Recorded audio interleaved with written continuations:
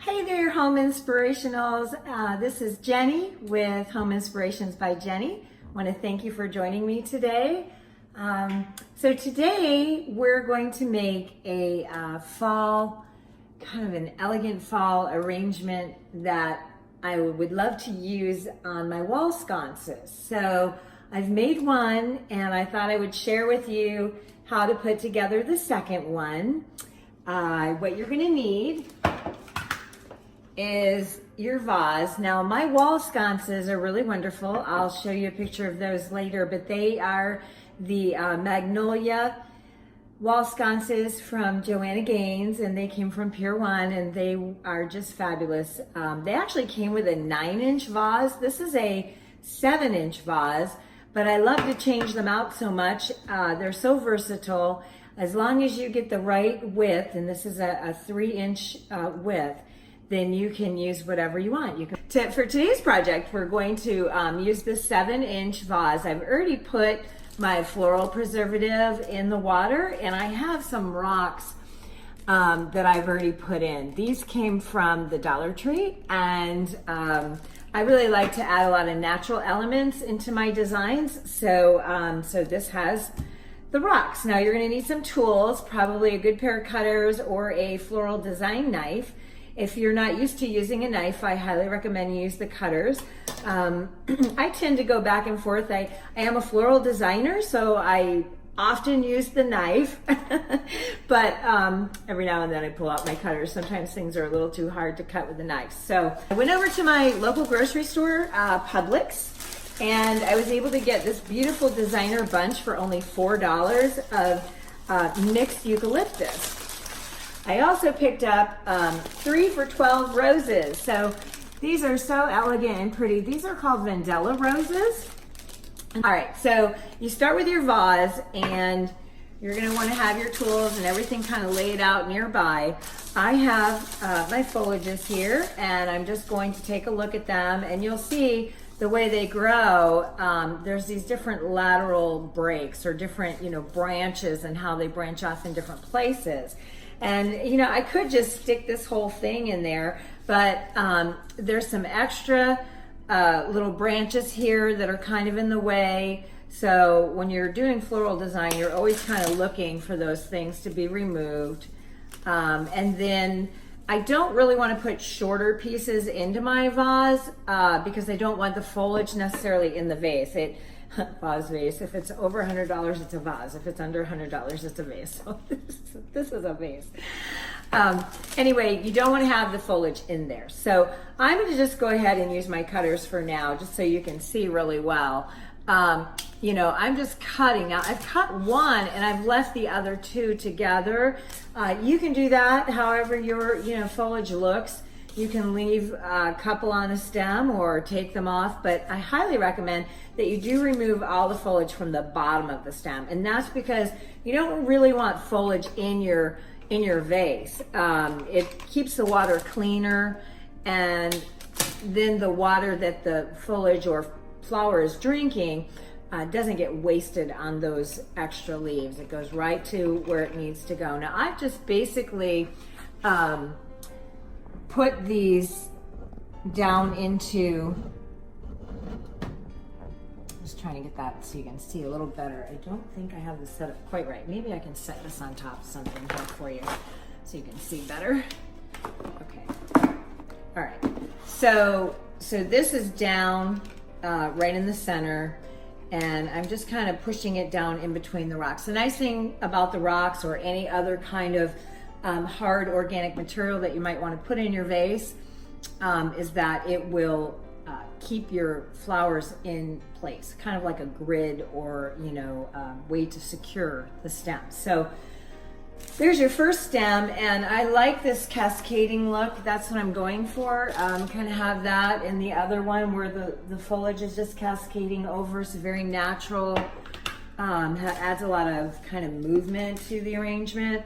So I'm going to go ahead and just pull or cut this extra piece off, remove that extra foliage, and then I'm just going to make sure that I give a fresh cut before I put it in the water. Now sometimes you're going to have to stick your fingers down in there to get things where you want them to go. So don't be shy, just get your hand in there and go for it. Now in this particular case, these are gonna be wall sconces. So that means that the wall is behind the floral arrangement, right? So this is what we call a one-sided floral. So it's only a one-sided arrangement. So therefore, everything will be facing front or to the side, but there won't be anything looking at the other direction, like looking at me. It would be, looking at the wall in that case. So, so I found a nice tall piece that I want to go ahead and use toward the back of my arrangement. Let's give that a nice cut. So you can actually even go to the back of the vase. You don't have to like put everything in the center. Sometimes you just got to work with things to get them where you want them to go. This one's suicidal apparently. He's jumping out. Okay, so this would go right there. We go. Try and get him to hold in there. Let's see if I can find a bigger, kind of stronger. Here's a more sturdy stem.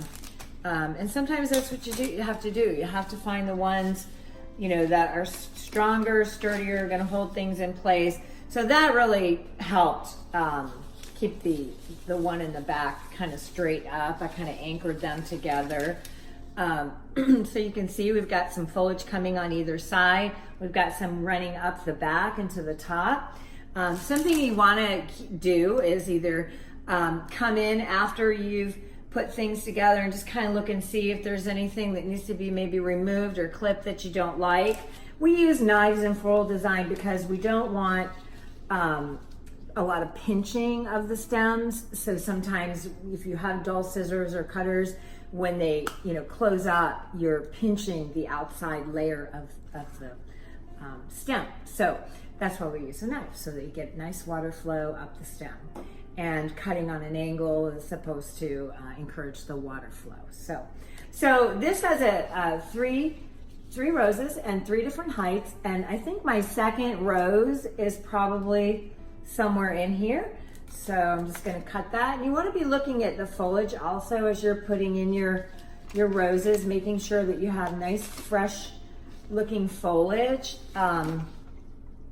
So there's the 2. And now this guy, he has like no petals, no leaves, poor guy. But that's all right. I'm gonna use him anyway, and I'm gonna put him in here somewhere about here. So I'm measuring that it probably needs to be about 3 inches removed from the bottom. Okay, and so in he goes, just like that. And I've got a 1, 2, 3, kind of like my other bouquet. And I'm just going to kind of work with it just a little bit, take a look. So here's our 1, 2, 3. I'm going to add just a little more foliage just to fill it in a little bit more. So here are a few more of the seed pods from the seeded eucalyptus. Just an example of something that you can do to keep something looking, fun and lively for the fall season. And just put a few more in there. Something else that I did, which was really fun, was I added lights to my arrangement from the Dollar Tree. These were just $1, and I put batteries in, and I'll just show you all I did. Take them out. Oops. Stick that back in there. Okay. So all I did was take the strand of lights. They're not very long. I think these are only like, oh gosh, just a couple feet. Maybe just the lights themselves are only maybe 18 inches or not quite 2 feet. But anyway, I want to have the remote to turn them on, the on-off power thing behind my vase. So I kind of measured out where that would be, and I started at the bottom so that I would have kind of an idea. And really, it's just like wrapping them around like in a Christmas tree almost. And wherever you think you're going to enjoy those lights, you just put them in there, wherever. And you can have the on-off switch behind it, so you can turn them on and off at night, whatever you want to do with them. But there you go, 2 fall wall sconce arrangements.